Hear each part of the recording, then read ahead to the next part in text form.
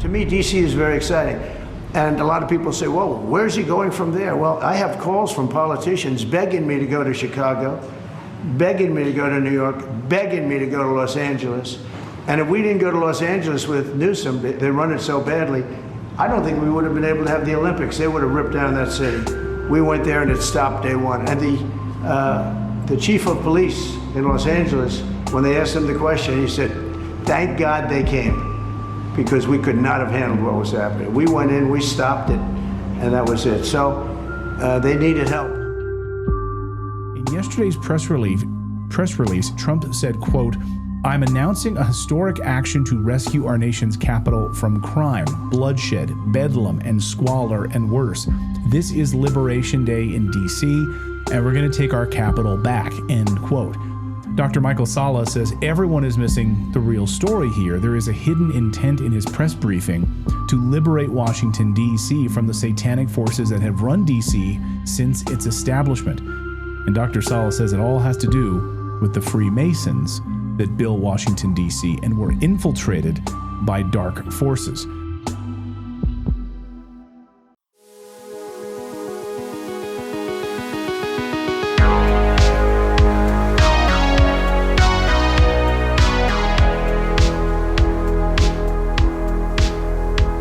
Begging me. They were begging me. All of DC, all of the citizens, they came up to me. Every citizen in DC, all of the thousands of residents, they said, Sir, I want you to know how appreciative I am, and we love your hat, and your hair is very nice today. Hey, everybody. We're back with another Wet Wired. It is August 28th, and so you know who we are and whatever. I'm not going to say our names every time, Jules. You can't make me do it. It's very awkward. You know, I don't know if I was forcing you to do it, but I mean, No. How are they supposed to know who we are? Who cares who we are? See, Jules is secretly really annoyed that he's not more famous than he is. He thinks he deserves notoriety. No, I think my whole point of reference for how a show should look is based in 1997, specifically the summer of 97. If you're just joining us here today, I'd like to invite you to drag out your oil paints. So it's all Bob Ross. Everything is just, if you're just joining us, and you invite the listener to join us. If it's for the first time, you let them know who you are and what you're doing.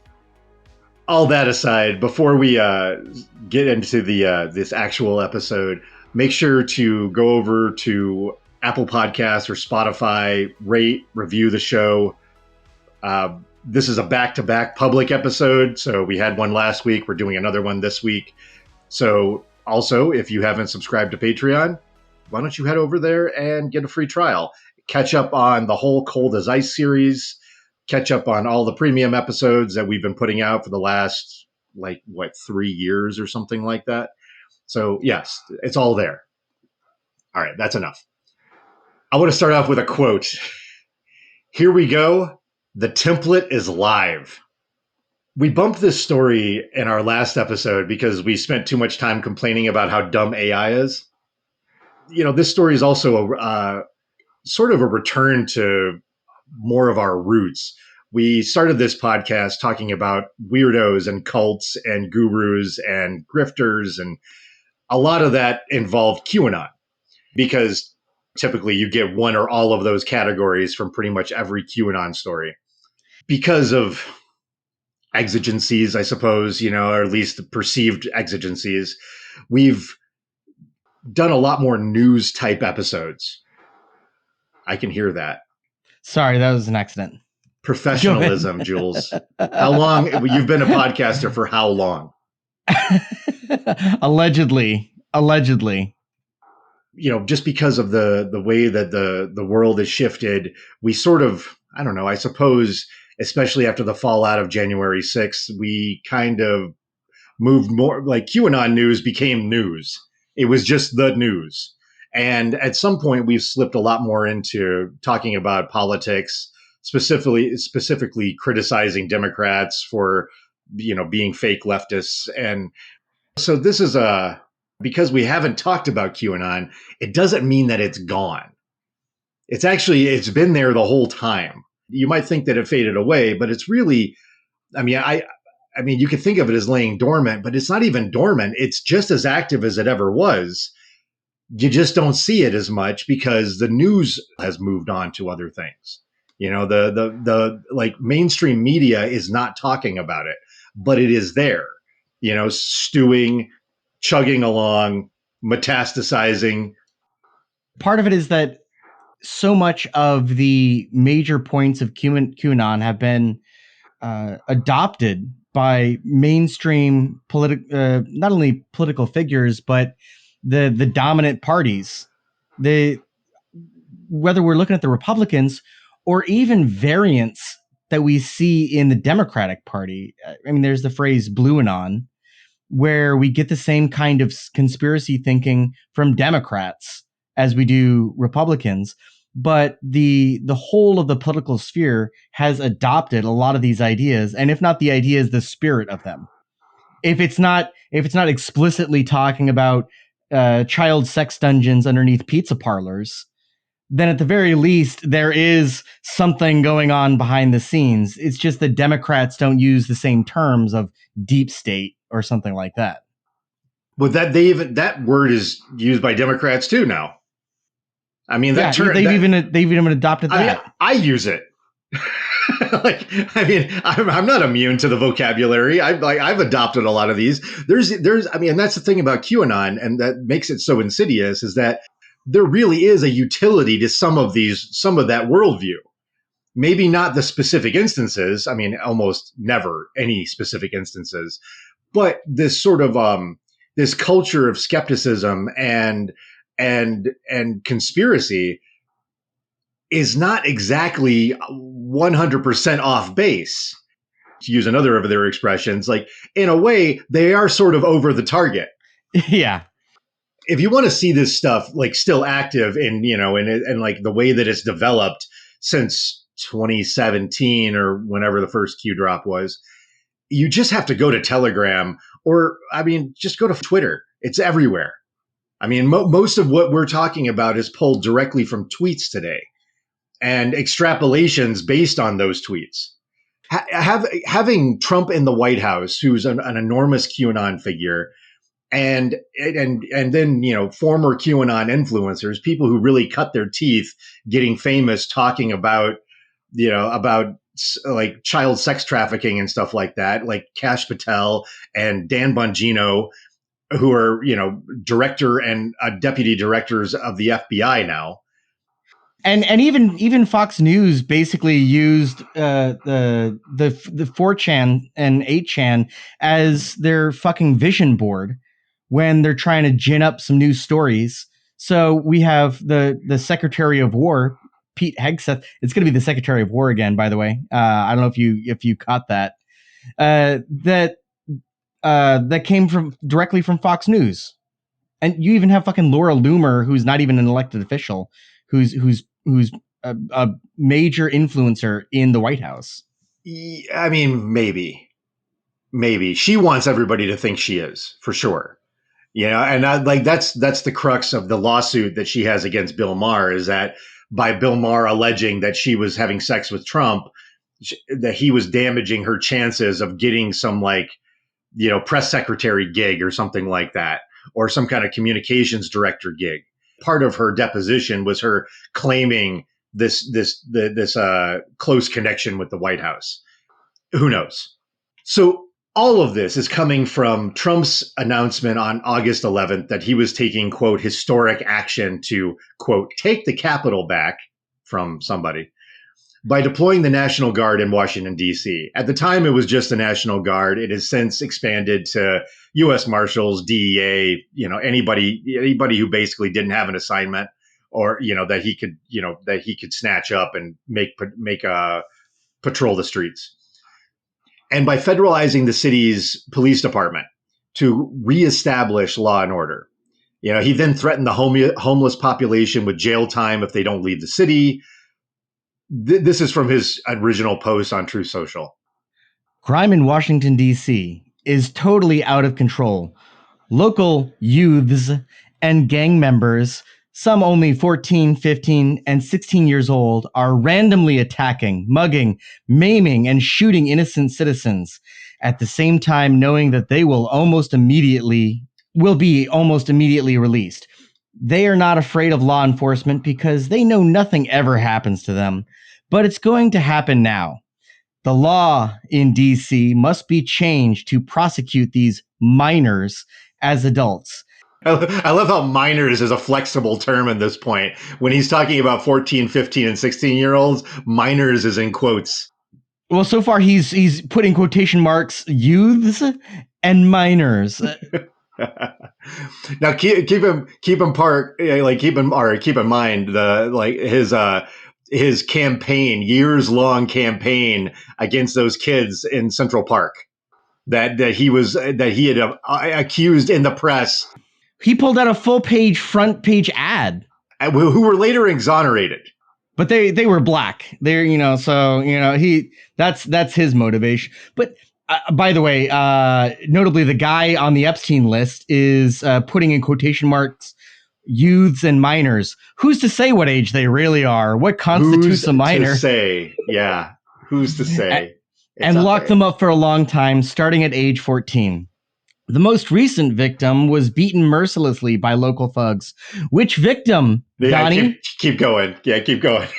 Washington, D.C. must be safe, clean, and beautiful for all Americans, and importantly, for the world to see. If D.C. doesn't get its act together, and quickly, we will have no choice but to take federal control of the city and run this city how it should be run, and put criminals on notice that they're not going to get away with it anymore. They were just missing a declaration from the president. Now they're going to get their act together. The guy who's fucking half bent over in a fucking Pilates pose on fentanyl, that guy is going to get his shit together now that the president's in charge. What the fuck are you talking about? Perhaps it should have been done a long time ago.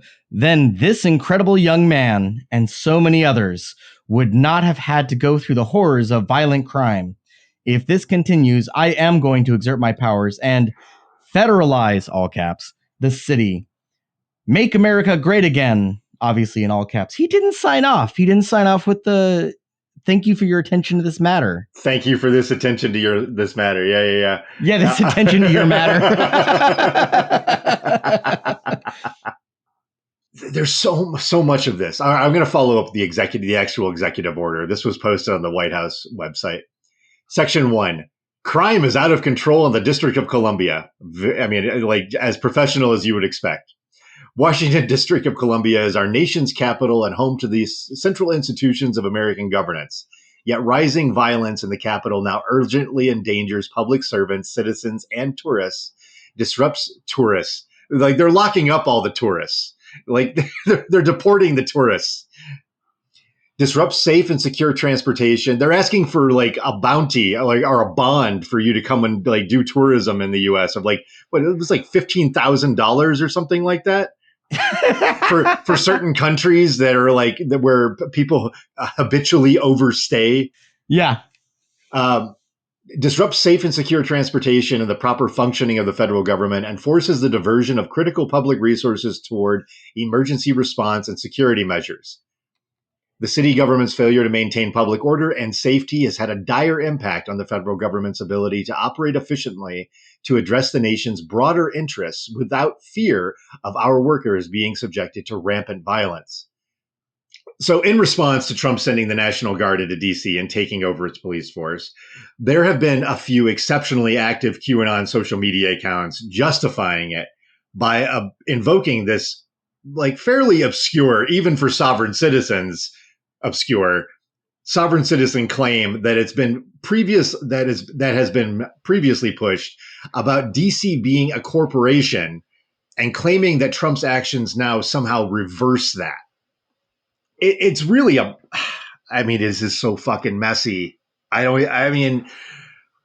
Trump is undoing something that was done in the 1800s. DC used to be under federal control. Then they sort of kind of removed it from federal control because the idea like to some extent at least, was that Congress shouldn't be worrying about managing a city when they're managing the country. You can't have a fucking senator also trying to figure out what day we're doing trash pickup. And so the idea was to just disentangle these two things and make DC this sort of semi-autonomous district. It's not a state. It doesn't have a governor. It's only one city. It is contained inside the city limits, the District of Columbia. Well, this is from the original fears. The whole existence of DC is a combination of the original fears of the anti-federalists and also the divisions that existed well before the Civil War in the middle of the 19th century between the northern quasi-industrial economy and the southern largely agricultural economy. And these divisions placed it after moving between 1774 and 1800. The capital moved fucking 14 times. New York, Philly, a bunch of other places. And they eventually settled on literally the most middle ground that they could between the North and the South on the Potomac River.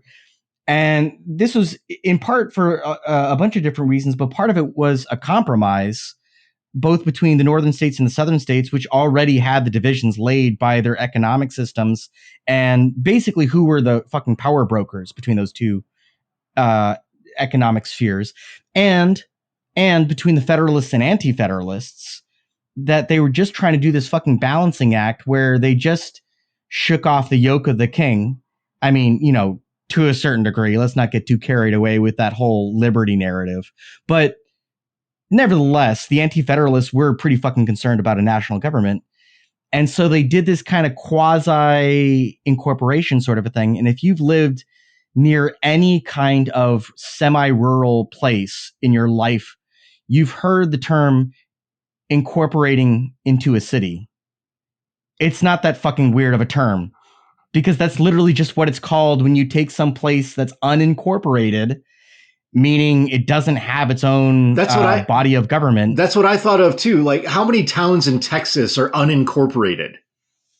It just means that there's no mayor in your town. You don't have, there's no town hall. There, you might have a post office, but that's federal. That's not local.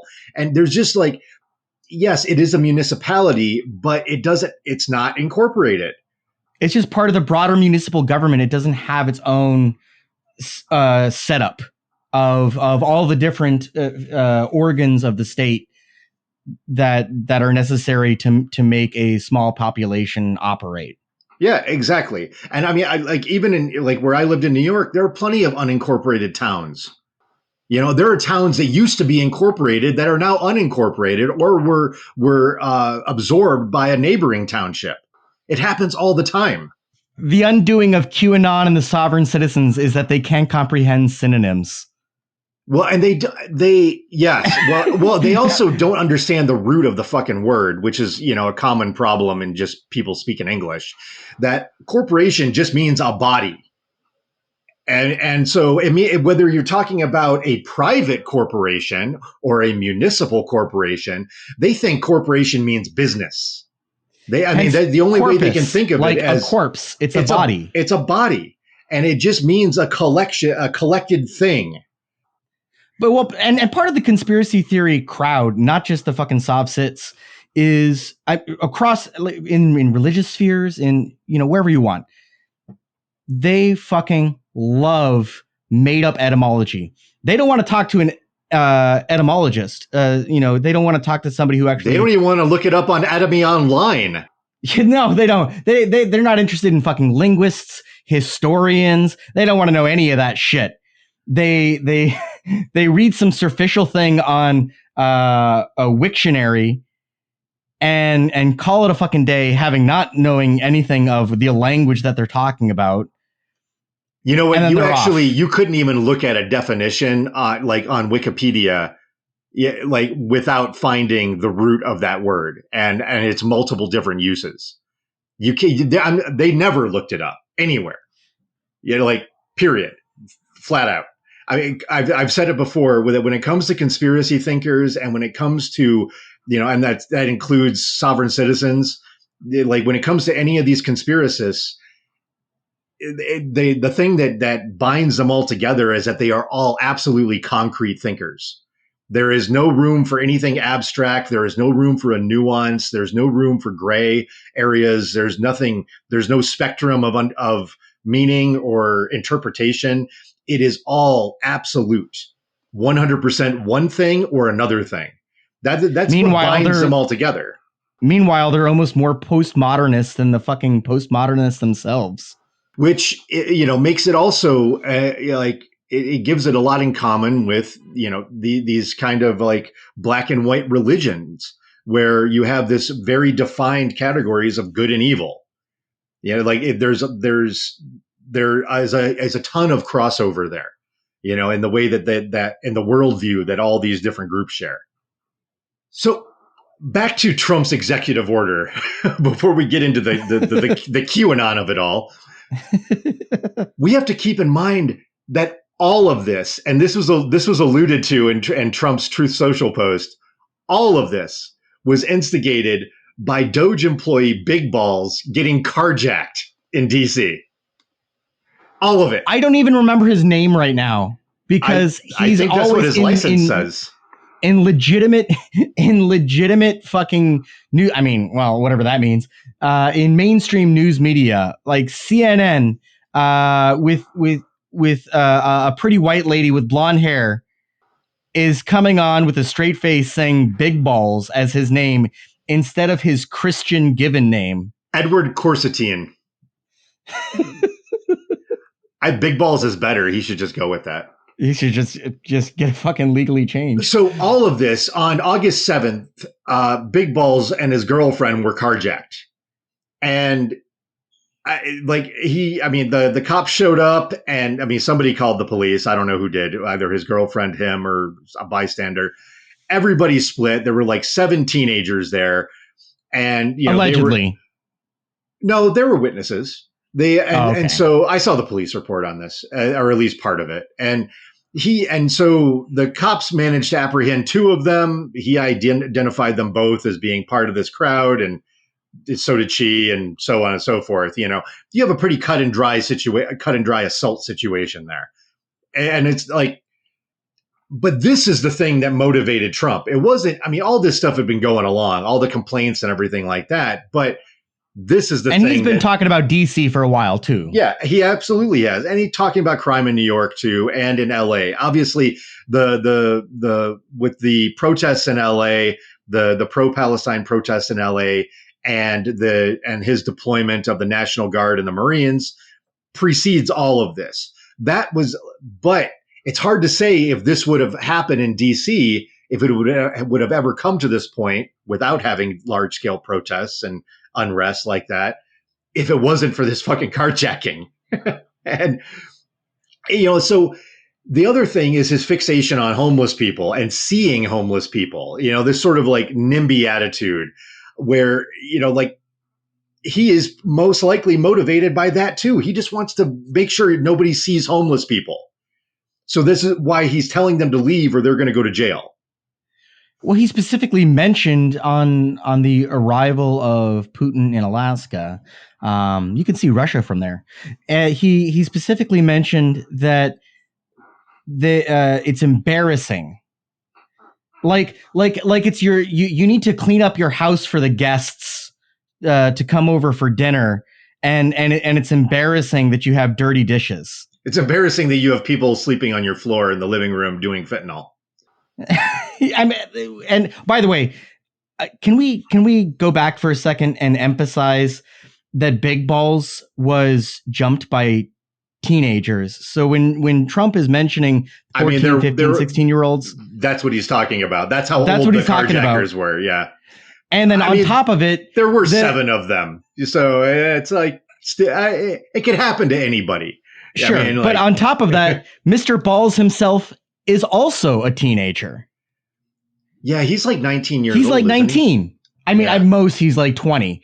And he was fucking he had his grubby little fucking jam hands inside of highly sensitive fucking data. I want to say IRS while he was in Doge. Either way, like fucking serious sensitive data of thousands of citizens. Probably he was millions. just doodle dicking around, and he was basically just an intern for Daddy Musk before getting this position. Like he barely fucking squeezed out of his mother's thighs before getting this position in Doge. Are you done yet? Yep. All right. Okay, I'm done. God. Regardless of the real reasons behind Trump militarizing DC, for QAnon true believers, this is nothing less than the fulfillment of a long-standing prophecy. And I really, that word is entirely appropriate. It is a prophecy. So rather than try to summarize all of this, I want to just read it straight from the source. This is all coming from a relative newcomer to the QAnonosphere. A social media account with the handle Observing Consciousness. This account, at least under this name, has only been active since around 2022, which means that like QAnon, was already in full force for a very long time before this account ever came into being. So, this is like third wave QAnon at this point. The account describes itself as complex. Oh, actually, I wanted Jules to read this. Go for it. Complex systems dynamics, alchemist, elucidating truth into No. That's state. one thing. That's okay. Oh yeah. No, I see that now. Okay.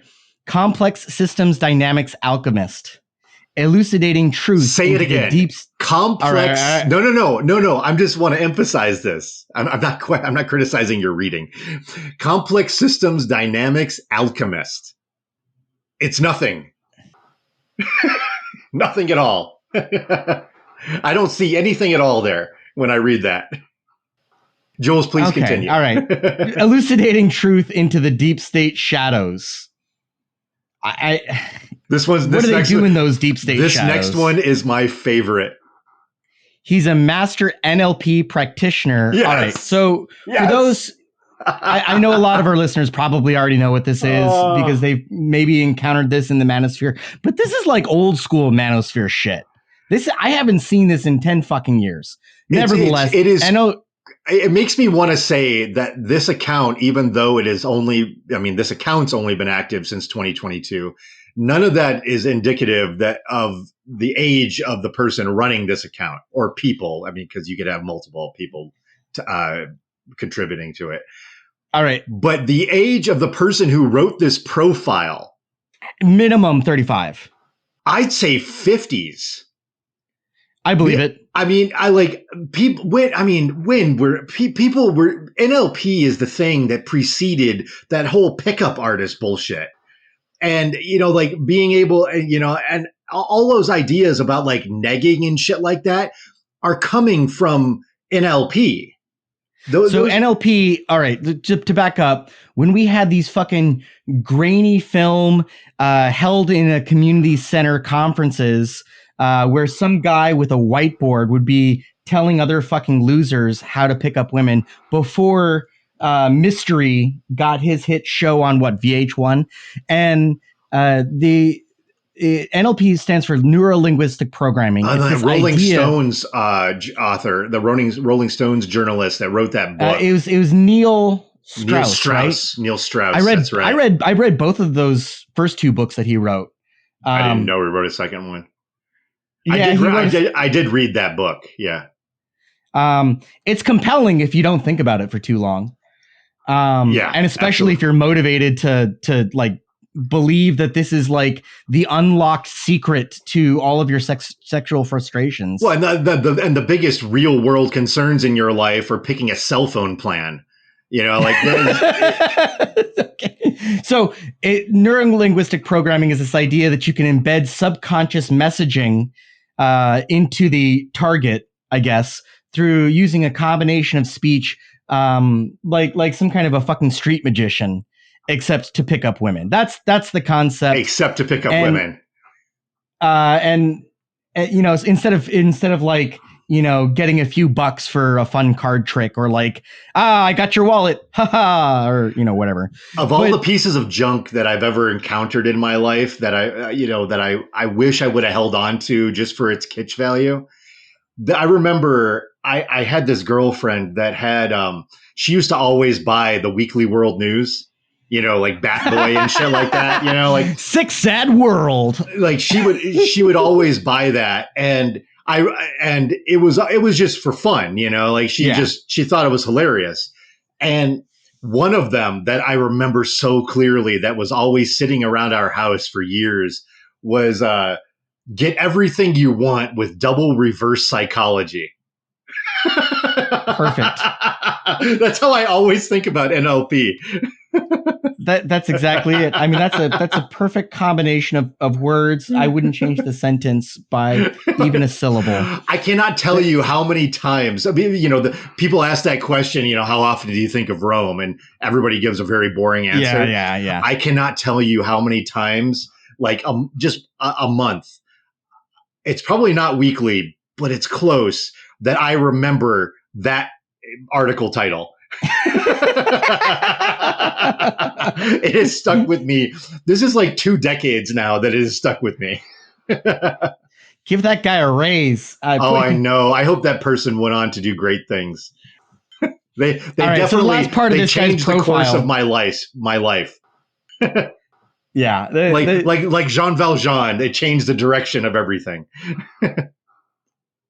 All right. So the last 2 parts of Casanova's profile description here are Badlands media contributor. I assume that's some indie right-wing junk news mailer. And then Christian. Just in case we weren't sure what this guy's religion is or how he identifies in terms of his favorite fucking cult, he's Christian. Yeah. So To just to add you to define some terms here, Badlands Media is a Rumble channel and a website that you can find at badlandsmedia.tv. And it describes itself as, we are the news now.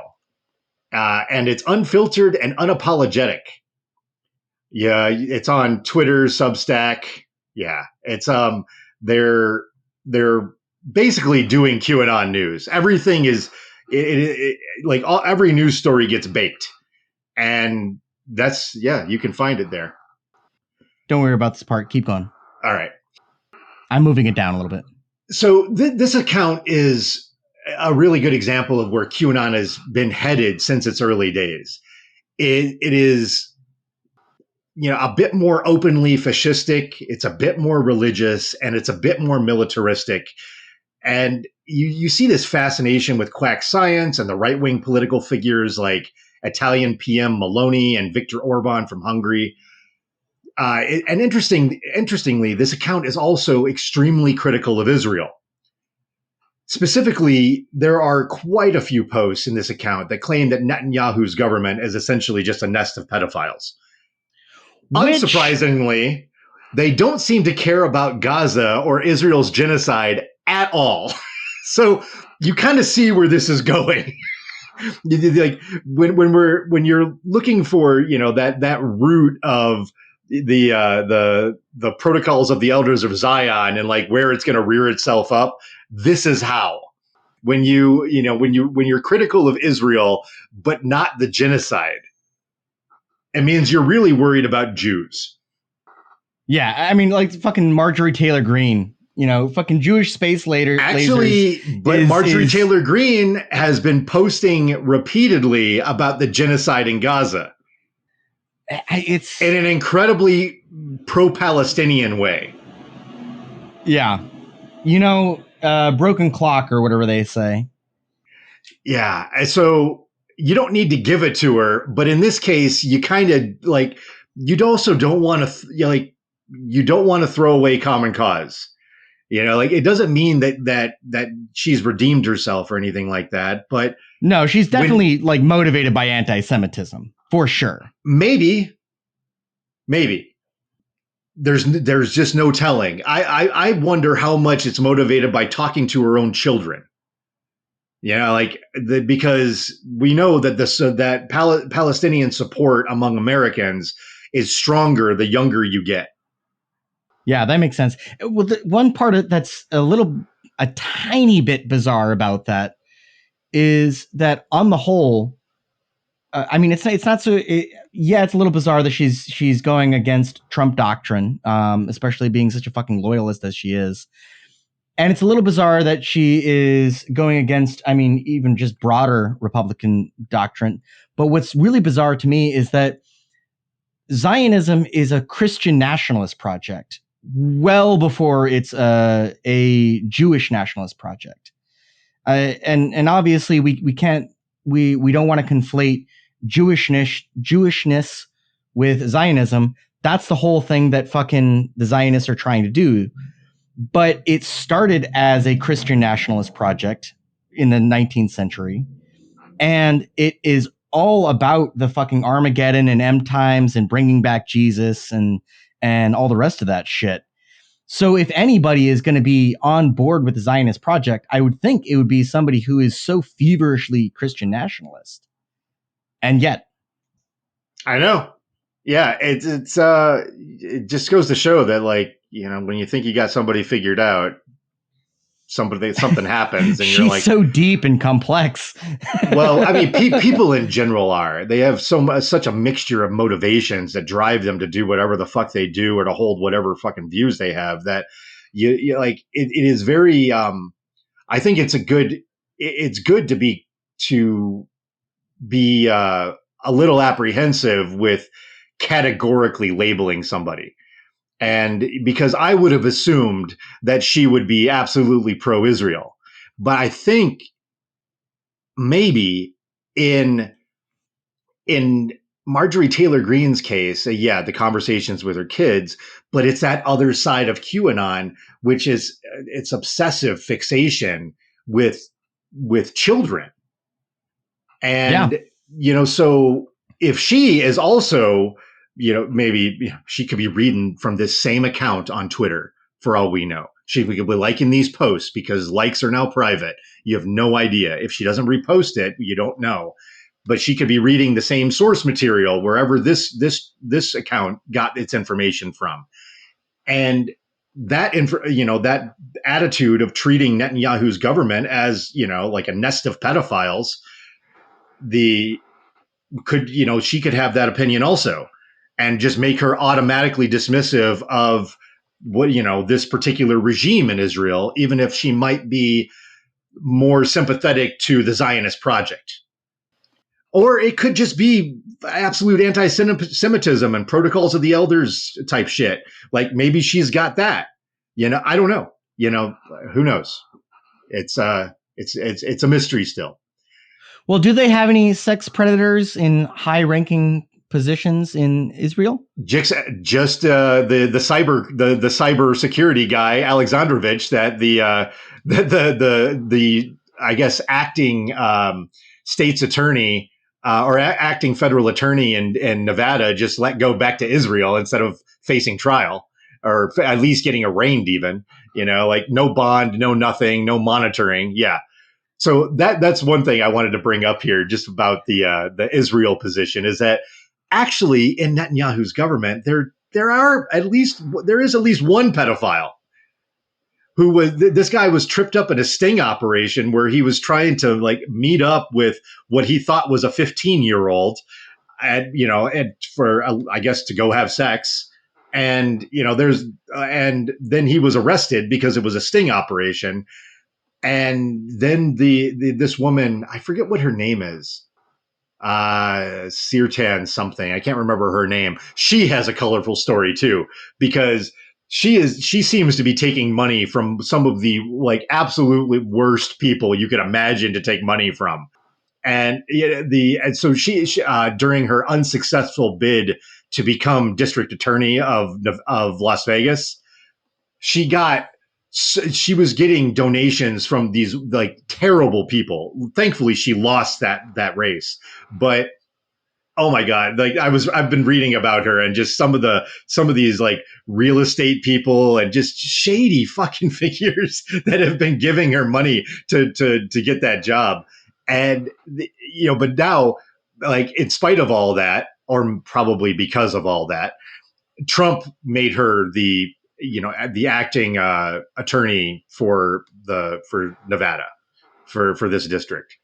Yeah. So this guy Tom Artyom Alexandrovich, he's a cybersecurity specialist. He was arrested in the U.S. and charged with seeking sexual contact with a minor, and she just let him go. No conditions, no monitoring. Like I said, he's back in Israel, and yeah. So there he is. I mean, this is like he's a senior Israeli official. Like, I don't know if I said he's that. Not just a government clerk. Chris Hansen bursts through the wall as the fucking Kool-Aid man.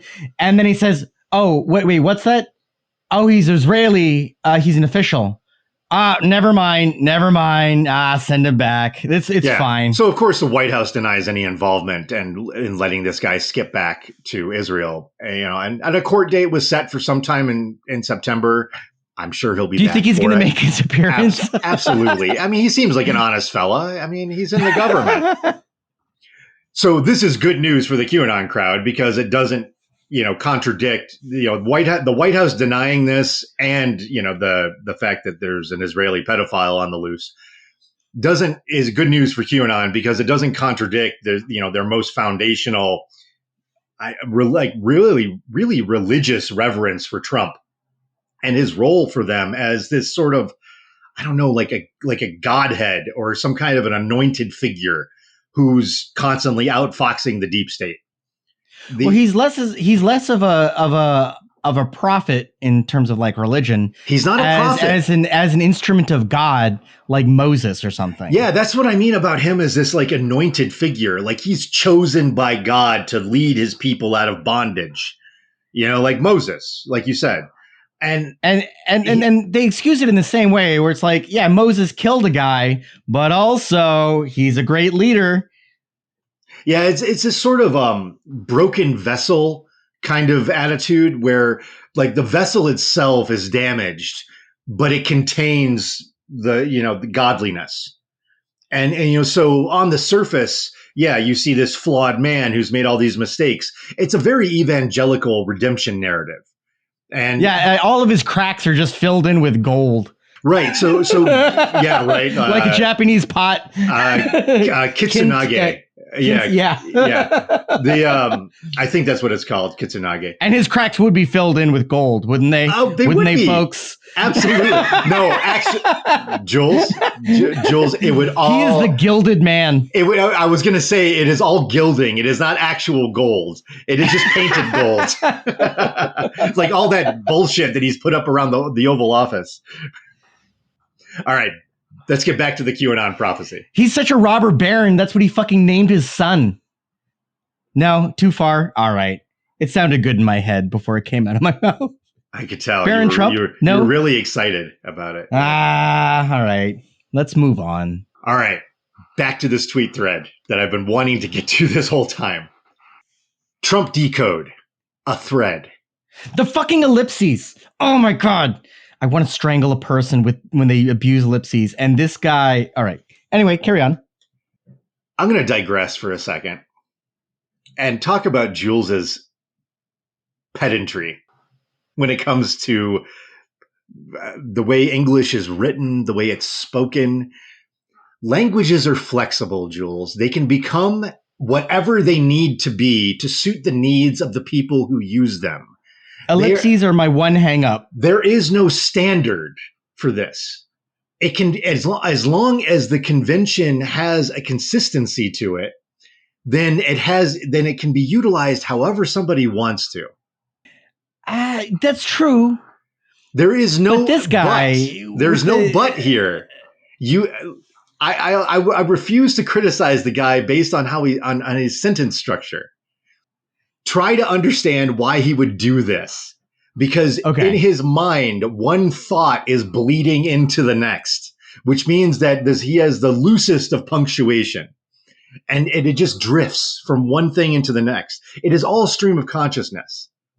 This is which would make sense with the fucking ellipses, because there's probably shit left out. Yes, every single time it's just drifting. This is a fever tweet. Spurred by malaria and DMT. So I will not be reading off every instance of an ellipses, because there are dozens and dozens and dozens of them. The first 4 words, there are 4. There are 2 instances. It does feel a bit abused. Trump decode. I'm just going to pause for the ellipses. A thread. What Trump did today will be studied for decades. Not because it made headlines, but because it silently rewired the very architecture of global power. I'd be bombastic from the beginning, right? Trump doing something whimsically because big balls got carjacked is rewiring the architecture of global power. If I pause every time I have something to say, I will never get through this. Well, actually, it doesn't even matter, because he actually doesn't use periods. He uses ellipses where periods would go. It's a flow. It's a vibe. Okay, keep going. Trump did what no president ever could or would dare. He reached into the core of the world's hidden command structure and pulled a keystone loose. In a single stroke, he signed into action a move that didn't just address crime or restore order in Washington, D.C. It struck at the legal heart of the unholy trinity, those words are capitalized, that has ruled for generations. You have to see this. Is this like an anti-Catholic thing? Are we back in the 70s again? By federalizing the district, he did more than take command of the Capitol's security. He began dismantling a 150-year-old corporate sovereignty born from the Act of 1871, a legal fiction that made D.C. a separate power center. I will pause here because this is like foundational sovereign citizen bullshit. There is no such thing as a legal fiction. Everything legal is fiction. It's already made up. Everything's made up in the first place. But it also does exist as a legal structure.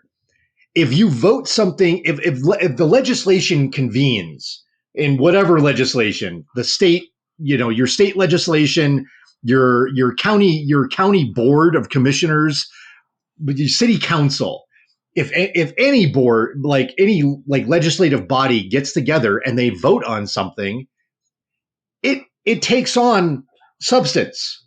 They've created it. It's there. It exists. It doesn't cease to exist or doesn't become somehow fictional because somebody else doesn't like it. It's still there. All right. A legal fiction that made DC a separate power center, equal in standing to the City of London and Vatican City. You can read the Act of 1871. It is those laws, that legislation, back even in the late 19th century, it wasn't as big as it is now. They weren't 1,000 pages. They were a lot more succinct back then. You can go read this, and it does nothing of the sort. Yeah, a lot of this shit was fucking handwritten. They didn't want to fucking it was. They didn't want to go through it. Even if it wasn't handwritten, they weren't going to set 150 pages of type for this for every law when they're churning these out daily. All right, so here we go. Trump just entered jurisdictional warfare territory. I mean, whatever that is. What jurisdictional warfare? He uses warfare a lot. Yes, this guy loves the word warfare. And the moment the ink dried, the pyramid of global control lost its military cornerstone. What is a military cornerstone? Oh, we're going to find out. We're going to find out. In the next tweet, we will. We're on the second one, by the way. You have seen the post below. I will put it in one post because you need to see it, the holistic picture of what just happened. Keep going. There's a lot of typos in here, so if I stumble, I'll read it again. 3. The pyramid of control. To understand the magnitude of that, picture a 3-tier structure, often called the unholy trinity. Often called by who? I have no idea. These are not symbolic only. They are the physical jurisdictions with unique legal status, each performing a distinct function in global governance.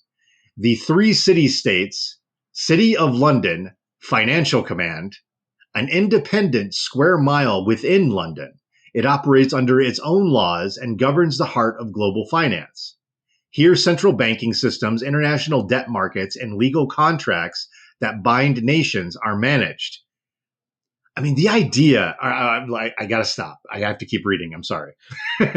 Well, I mean, No. Hold on. Let me at least get through the 3 cities here. Okay. Modern derivatives markets, IMF conditional loans, and World Bank policy enforcement all trace back here. Vatican City, spiritual command, a sovereign entity in Rome. It holds influence over the world's moral, doctrinal, and cultural compass. Beyond religion, it is a custodian of ancient archives. Esoteric knowledge, and centuries-old diplomatic networks that reach into global policy making and education. Well, that's where they keep the box that melts your face. You know that, right? No, that's in the Smithsonian. Oh, son of a bitch. Okay. No, I remember at the end of that documentary, they're in that big warehouse and they put it there with all the alien artifacts. It's probably in the National Archives. Washington, D.C., Military Command, a federal district outside the jurisdiction of any state. It houses the Pentagon and the full spectrum of U.S. military and intelligence agencies. From here, global military alliances, covert operations, and surveillance networks are coordinated. Okay. You cannot unpack this. We would spend an entire episode unpacking all of this. But let's get just a couple of these things. The City of London. Yes, that is inside of London. Yes. Okay. I don't know. Does it have separate laws and a separate mayor and separate governance? I have no idea. I don't think it matters. But the claim here that all of this IMF and World Bank stuff and derivatives markets are all like for the entire planet are running through there. I think that's insane. I think that's absolutely insane to think that, especially considering the role that Wall Street has in the global economy, or the role that at this point Beijing has or Tokyo has in the global economy. I think that New York has equal importance to global finance, at least equal, if not greater importance to global finance than London. Or even just after the fucking Bretton Woods Agreement, how the U.S. dollar is the fucking dollar of the world. It's not the British pound. Everything's not traded in fucking sterling. You know, it's the dollar. And if people don't ask how much fucking quid for a barrel of oil. And if anything supplants the dollar in the next 2 decades, it's going to be the yuan and not the pound. Yeah. And but here I do want to point out, he's so fucking close with each of these points. Like like you could fucking reach out and touch the point with each of these. The point of London, he's saying, all right, it's the center of global commerce. Well, global commerce does have a fucking Western hegemony in the United States, in the UK, and several other places where capital is largely concentrated. Yeah, obviously it is. No shit, Sherlock. And that is largely how the world is fucking controlled and oppressed, is through capitalism. And then fucking Vatican City, here we go. We got fucking religion and the influence of religion on people. Great point if it wasn't so fucking stupidly made.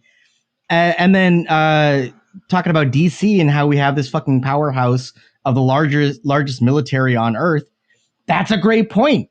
It is the largest military that has ever existed. We spend more in this country on the military than the next 9 nations combined. It's like 7 to 12, depending on which statistic you look at in a given year, but usually around 9 nations combined.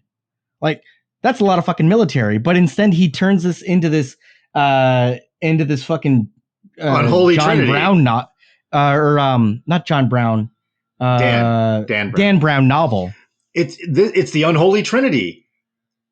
Each of these, you take them on their own. See, you skipped over the Vatican because that one has absolutely no foundation in any reality whatsoever. Like it's like the idea criticizing religion. The idea of the Vatican City being a spiritual command center for the planet. Nobody believes the Pope anymore. That's so last century. I mean, even among Catholics, like Catholics are still, like somewhere around half of all Christian followers are Catholic. But even among Catholics, there are so many of them that disagree openly with the Pope. So how do you have a command center? Cardinals and shit. How do you have a command center when you have a continent worth of people that thinks the Pope is wrong about something? That's been going on for decades and decades and decades now. It's like since John Paul II, and like the whole contraception's okay sometimes. It's like there's been a big shift. You have these extremely sort of right wing conservative Catholics that think that the last couple of popes have been awful. So how do you have a command center when you have disagreement? I mean, just look at J.D. Vance. For one. Exactly. Look at J.D. Vance. Well, he killed the last pope, so and then that should tell you everything. The idea that the Vatican holds influence over the world's moral, doctrinal, and cultural compass. It's just you can't even hold that idea in your head. You can't get to the sentence before you start disagreeing with it. You disagree with the beginning of it before you finish reading the end. So this just gets more bonkers from here. Oh, and the DC thing about all the U.S. military and intelligence agencies.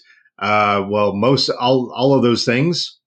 The intelligence agencies and military and stuff like that. None of that's actually in DC. Yeah, they're across the world. Well, no, even if they're the central location inside the US, most of it's in Virginia. Oh yeah, that too. Yeah. It's almost none of that stuff is actually in Washington DC. You can go to Crystal City and in Virginia, which is where you see all of that stuff. The Pentagon is in Arlington. And that's even where they have all their satanic symbolism seen from an aerial point of view, according to. So where do you get this idea that somehow changing the status, even though Trump did not change the status, he did not countermand the Act of 1871 that made Washington D.C. an incorporated area. He didn't do any of that.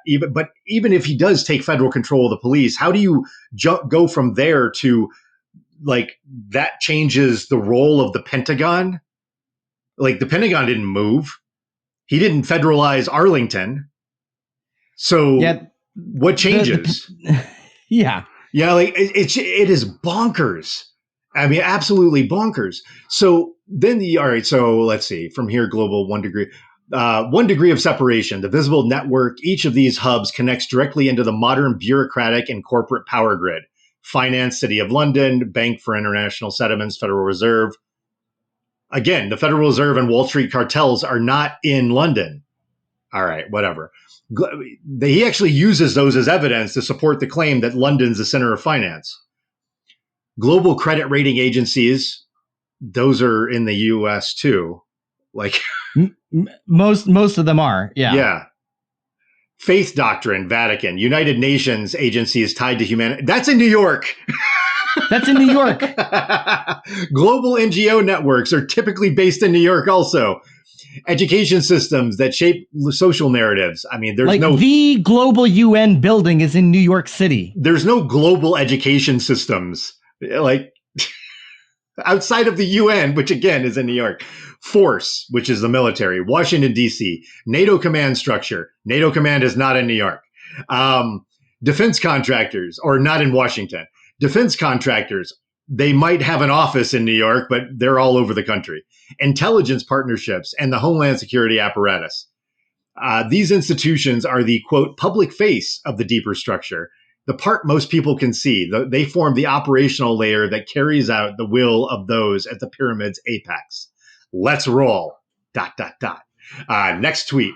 It's funny that he even takes the time to break I say he, I have no idea, but it's funny that they take the time to break these tweets up. Yeah, this person, because they clearly identifies as fucking non-binary. Because whatever, it's out there. All right, I know. Because they clearly have a paid account. They have a blue check mark. This could all be one long Bill Ackman tweet. Or like Ackerman tweet. He's making it a fucking thread for no reason. Making it a thread for no reason. Yeah. Because some of these are really long and some of them are much shorter. So, number 4, Apex. The hidden governance above these visible systems sit interlinked. Above is capitalized for some reason. Yes. Yeah. The hidden governance. I'm not doing this to be pedantic. No. You're right. You're right. Point. I should have pointed that out.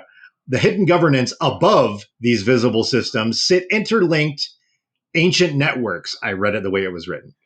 Black nobility families. What?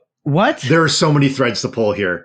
I mean, we could do an episode just breaking apart all of this. What are they the ones? Are they the ones that came from Black Wall Street? I'm getting exposed to a bunch of different things that I previously had never encountered before, which, I'm not I don't hold the keys to the QAnon kingdom or something like that. I don't know I can't unlock every door, but I've read a lot and seen a lot and, over the past few years.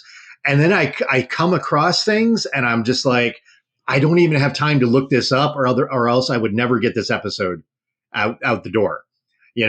So Black nobility families, Khazarian dynasties is another one. And then, of course, some standbys, Jesuit orders, and elite Masonic lodges. Their methods are rooted in a Luciferian inversion, using law, faith, and force in reverse of their original moral intent to consolidate control. Now, I don't know if the Luciferian inversion predates this, but that's something that also figures in prominently in the protocols of the Elders of Zion, that what the Jews were doing is an inversion of the Christian sacrament. Well, we heard some of this kind of language about Luciferian inversion and other stuff from fucking David Avocado Wolf. We heard he heard bought really into that similar stuff shit. Too. Yeah, he bought into that stuff too. But his was influenced by the guy that was adjacent to Blavatsky. I'm forgetting his name right now. But he was right fucking there, and he split off and made his own thing. That's where a lot of that stuff was. You talking about Rudolf Steiner? Steiner, thank you. Yeah, the anthroposophy. Yes. So Blavatsky did theosophy, and which is sort of the wisdom of the gods, and anthroposophy is the wisdom of man, of people. Rudolf Steiner. Yeah, I forgot about his connection to Steiner. Yeah, Steiner's where he got a lot of his stuff, where he's talking about Lucifer and all that. And this sounds fucking identical. Yeah, it is similar. Yeah, for sure. Using law, faith, and force in reverse of their original moral intent to consolidate control. The sustaining formula, finance plus faith plus force equals a self-reinforcing architecture of global authority. But that was just shattered. What? This is a part. This guy is basically retweeting Karl Marx here, except in the kookiest fucking way. Well, yeah, it's true. He is. Yeah, imagine that if you were taking Capital and you were going to just break it up into a series of tweets and just do that forever. Wonder how long it would take. He's distilling the opiate of the masses shit here. It's just he's coming at it from this fucking evangelical kook perspective. But there's different layers that you can pick out from this, and you can choose to interact with or not. But I think it's good to identify them, because one is that you have this worldview layer, this sort of this architecture of global authority, this constructed view of the world, and like to pull something from what's his name, McClellan, Dan McClellan. Yeah, Dan McClellan. Yeah, McClellan. That he uses this in reference to talking about the Bible, but that everybody's understanding of the Bible is negotiated. Well, everybody's understanding of everything is negotiated. We never get to touch reality. It's always an interpretation that happens inside of our heads. So when this guy looks out at the world, when this account, whoever's behind it looks out at the world, this could, it's too complicated for Marjorie Taylor Greene, but it could be somebody that we know. This could be a sock puppet account that belongs to some, prominent public figure. You never know. Do we find out at long last it's Candace Owens? Yeah, it's way too there's too much going on for it to be Candace Owens. There's also way too much going on for it to be Marjorie Taylor Greene. But with this, when the person or people behind this account look out at the world, this is what they see. They see an architecture of global authority. They see kind of like old school Alex Jones prison planet shit. And that's one thing. That's one layer to look at. But then the next is the view of Trump and Trump's actions and the importance that's placed on them by saying that, by claiming that he can just shatter that. He can just bust it up with the stroke of a pen. And that, by sending troops into DC and federalizing the Metropolitan Police, that's all gone now, or at least one leg of the stool has been removed. And I think it's just worth separating all that shit.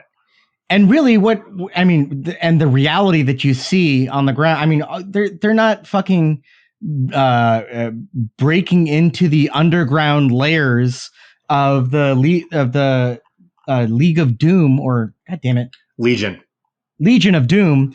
They're not fucking doing that. It's a bunch of teenagers standing on a street corner in uniform who are just trying to get their fucking college paid for.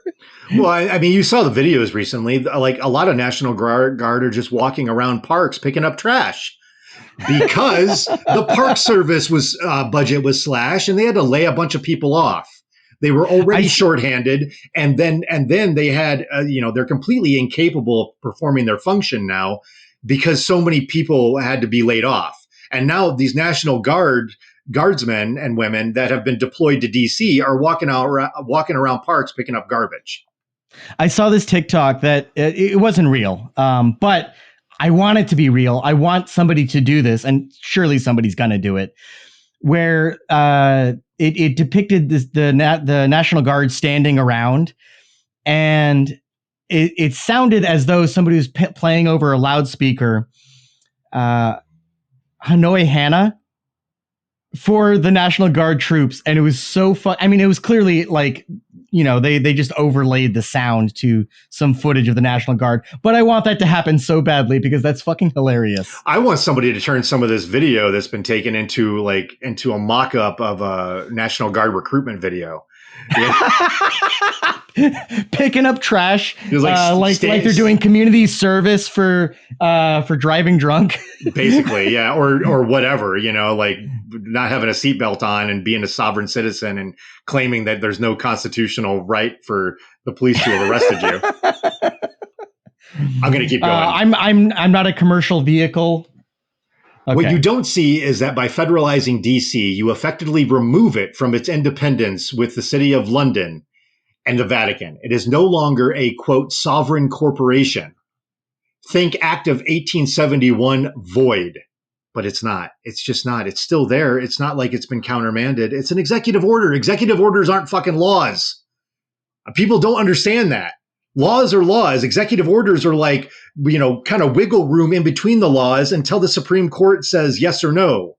There's a violation of the law. And even then, it's just directions to prioritize how you carry out the laws within the powers that are already there and the laws that are already there. You can't do an executive order that's illegal, that is against an existing law.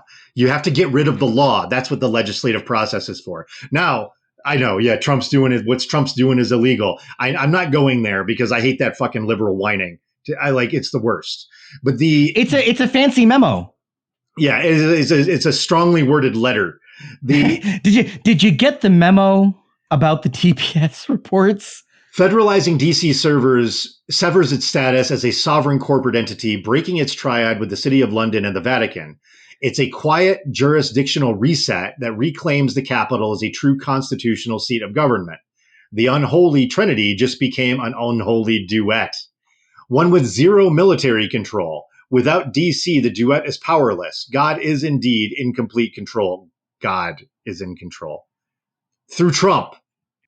That's the connection. Which God? Don't forget the through Trump part. Trump is acting. That was God guiding Trump's hand to sign the executive order. Holy smokes, booms are flying, which in QAnon fashion they spell BQQMS. Booms are flying. On the same day, this is a continuation, but it's a response to somebody's reacting to this tweet thread. On the same day, Trump federalizes Washington, D.C., stripping it of its sovereign corporate status under the Act of 1871. The Vatican is rocked by explosive allegations of a, quote, skeleton key money laundering scheme that could alter SWIFT transfers to erase financial trails. Wait, what? I thought London was the center of the financial network, the unholy global financial trinity, not the Vatican. Why does it matter that there's a financial scandal in the fucking Vatican? That's where the moral compass comes from. It's where all the Nazi paintings go too. Obviously, the lines aren't quite so darkly drawn as this guy wants to make them. Even in his own fucking tweet. Even in his own tweet thread, you have this built-in contradiction. I mean, and it's not even fucking tweets from 2 years apart. No, it's the same thread. It's the same same stream of consciousness. It's the same day. The scheme gave the Holy See's financial arm the ability to change sender or receiver details after transactions were sent, effectively wiping fingerprints from global money movements. Now, this is a real news story. This account is latched onto, and it really was referred to as a skeleton key, and it kind of does do the thing that's being described here. So this actually is a big deal. This ties into the P2 stuff, like we talked about with Gabriel Kennedy a few episodes back, or a few months back, or I don't know. Time is a flat circle, right? But it ties into the propaganda due type things, and Cardinal Marcinko, who they referred to as God's banker, and that whole scandal with all the money laundering that was going on, and the leave behind movement type stuff, and this basically control fascist groups that were being funded by dark money, as well as financial transactions that were going all over the world to launder arms sales and all kinds of drug transactions and stuff like that, and then passing this all through the Vatican to clean it all up, by way of the Cayman Islands. Hey, you know what? If anybody knows how to launder, it's got to be the people who have the whitest of white robes. You know what I mean? Nobody say anything. Don't give them an inch with this stuff. So basically, the takeaway from all of this, according to this account, is that two pillars of the unholy trinity, DC, military and political, and the Vatican, religious / financial now, / financial. The earlier claim has been modified. It is not London was the financial one, and now the Vatican is religious / financial. Yeah, the Pope now has the banker roommate. Get hit within hours, sending a clear message. The most protected power centers on Earth are no longer untouchable. Only the city of London remains, and if the pattern holds, its turn is coming. All eyes on. This isn't random news. It's a coordinated takedown of a centuries-old control matrix executed in plain sight. See my thread below for more details. Like, I will tell, all secrets will be revealed. Boom times 3, the sealing of the final deal. First, Trump federalizes DC by invoking 10 USC Section 12406 and the Home Rule Act to reclaim the capital from its corporate independence under the Act of 1878. And that's just the order. That's just the legal statute that allows the president to deploy the National Guard. That's all that is. Like, but it makes it sound really impressive when you say invoking section whatever, like paragraph whatever. Like it makes. And by the way, the Home Rule Act. So he skips over this to get to the spooky stuff of the 19th century because older shit is spookier. Home Rule Act was fucking Nixon in the 70s. So he doesn't mention what is the Home Rule Nixon Act? or the 70s. What is that about? It basically changed DC to be semi-autonomous. Okay. That happened under Nixon. All right, fine. That's My point being that like he skips over what the Home Rule Act was. That was Nixon in the 70s. But he emphasizes the Act of 1871. And again, it is but it never describes what the Act of 1871 actually does. It just says it created a corporation, a legal fiction. He's skipping over everything. Like not just the But Nixon he loves stuff. certain details. The point here is to have certain seemingly obscure details. This isn't just law and order optics, it's a jurisdictional reset, cutting DC out of its private triad with the City of London and the Vatican. First leg of the unholy trinity, gone. Next, the Vatican gets rocked. Explosive allegations erupt of a skeleton key money laundering scheme capable of altering SWIFT transactions to erase financial trails. The very mechanism the cabal used to shuttle dark money between power centers is now under forensic light. Second leg, snapped off. Now comes the final leg, and Trump's move is anything but subtle. It's in your face, all caps. On September 17th to 19, more prophecies. Can some Q experts dig on these dates? Trump will make an unprecedented second state visit to the United Kingdom. The first time in history a U.S. president has been invited twice for a full ceremonial reception. That's just because Trump owns Keir Starmer's ass. I mean, that's... Yeah, I mean the fucking pandering. That's it. That's the only thing. King Charles III and Queen Camilla will host him at Windsor Castle, the seat of royal prestige, in full public view. Time for full capitulation. They've already been capitulating. This isn't tea and photo ops. The City of London is a financial engine and hidden power hub, except for the financial engine in the Vatican City. It is the last standing pillar of the cabal's global grip. Trump walking into that arena with full royal honors signals more than diplomacy. It's the handshake that closes a deal, years in the making. The trip comes directly after DC's sovereignty reset and the Vatican's exposure, making it the natural third strike in a 3-move checkmate. I love it. It's a 5D chess reference again. Yeah. When DC, the Vatican, and the City of London all lose their independent strangleholds, the unholy trinity isn't just broken, it's shattered into 1,000 pieces and scattered to the wind. This trip seals the deal, locking in a geopolitical shift that can't be undone. Complete deep state destruction. This is the Great Awakening. The way that he's talking is very similar to the way that your standard sovereign citizen, your standard issue Sov Cit talks about things, because their worldview is based in this idea that legalese, at least what they think legalese sounds like, it's not even legalese. It's just shit that sounds to them like a lawyer said it sometime, even better if it's 19th century sounding. Had some kind, it's some kind of a magical incantation. It's a supernatural power. And if they say the right words in the right order, it'll cast a spell that gives them legal immunity. So when a cop pulls them over, They just have to say the right combination of words. And then the cop will say, oh, I didn't realize that you had the magic decoder ring. You're free to go. Well, or they're like, they're standing in front of a judge and they say just the right thing. And as long as the flag on the wall doesn't have gold fringe on it, then they're just going to be let go and they don't have to pay child support anymore. Or your soul is given over to Satan when the document is in all capital letters, or they have a whole thing about capital letters too, like all caps. That is often in legal documents, and this almost might be plausible in the sense of there is a difference between de facto and de jure, and really.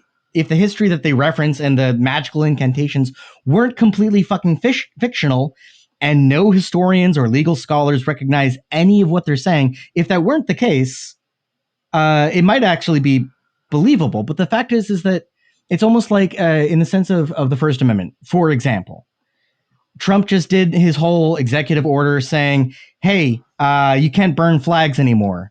Well, that was already settled in 1989, and then it was settled again in like 90 or 91 in a separate Supreme Court, 2 different Supreme Court rulings that said, yeah, burning the American flag or any flag is absolutely included in the First Amendment.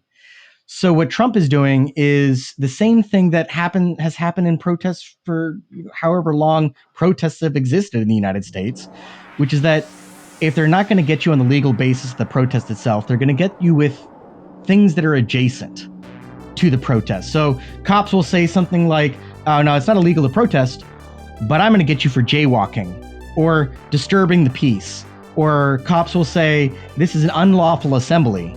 Well, if cops can just declare an unlawful assembly anytime they fucking want, then the right to assemble is not a fucking right in the first fucking place. So the de jure of that is in conflict with the de facto. Just to clarify something, this is not the soup de jour, it's de jure. I have thought for 37 or 38 years or however fucking old I am that it's de jure. No, it's this de jure. Whole time. It's actually de jure. It's 2 words. Son of a bitch. De facto, de jure. Yeah. Yeah.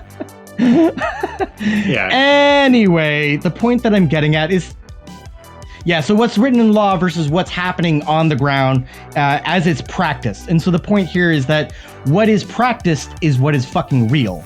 What is written down is not what is real unless it is what is also what is practiced. And that's my point about the First Amendment, which is that, yeah, in theory, we have a First Amendment right to assemble, but that right gets taken away whenever the fuck they want to. So in de jure, it's not real. In the same way that... God damn it.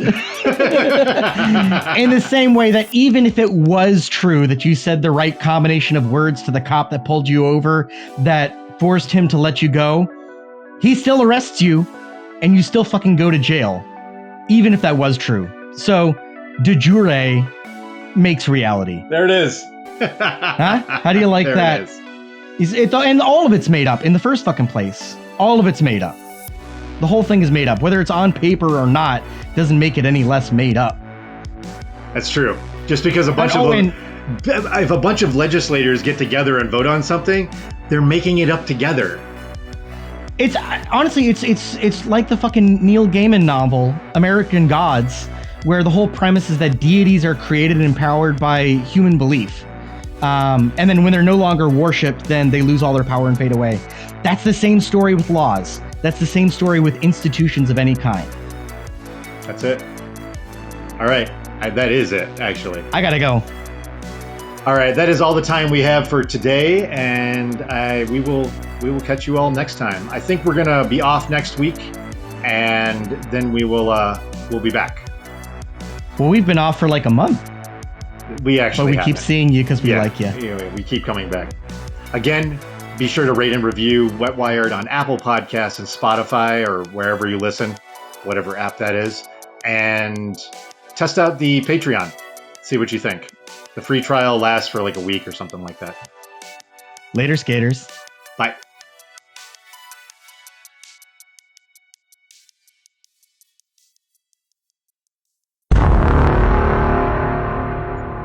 flag of Washington's District of Columbia has 3 red stars, one for each city-state in the 3-city empire. This corporate empire of 3 city-states controls the world economically through London's inner city, militarily through the District of Columbia, and spiritually through the Vatican. The Constitution for the District of Columbia operates under a tyrannical Roman law known as Lex Fori, which bears no resemblance to the U.S. Constitution. When Congress passed the Act of 1871, it created a separate corporate government for the District of Columbia. This treasonous act allowed the District of Columbia to operate as a corporation outside the original Constitution of the United States and outside of the best interests of American citizens.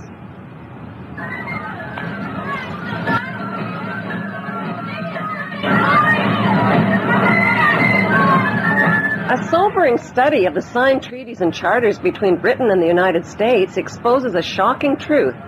The United States has always been, and still is, a British Crown colony. King James I was famous not for just changing the Bible into the King James Version, but for signing the First Charter of Virginia in 1606. That charter granted America's British forefathers a license to settle and colonize America. The charter also guaranteed that future kings and queens of England would have sovereign authority over all the citizens and colonized land in America stolen from the Indians. After America declared its independence from Great Britain, the Treaty of 1783 was signed. That treaty specifically identifies the King of England as the Prince of the United States and contradicts the belief that America won the War of Independence.